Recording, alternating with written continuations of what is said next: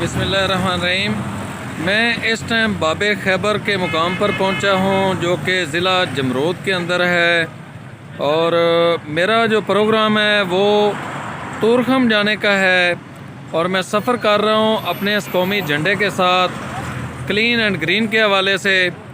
तो जैसा कि आप ये मेरा मोटरसाइकिल देख रहे हैं, इस एरिए में कितना अमन है मैं आपको इसकी मिसाल नहीं दे सकता।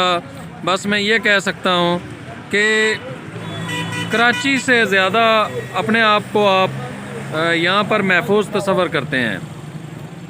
कराची के अंदर दिन में रात में कत्लो गारत गरीबी होती है, लाहौर के अंदर होती है, अगवा भी होते हैं, सारे मामलात होते हैं। लेकिन इस एरिए के अंदर किसी भी किस्म की कोई परेशानी नहीं है।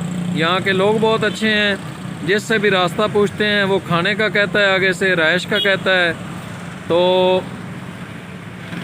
यहाँ से तकरीबन 38-40 किलोमीटर गालबन है तूरखम बॉर्डर। और ये मेरा मोटरसाइकिल है, मैं इसके ऊपर सफ़र कर रहा हूँ।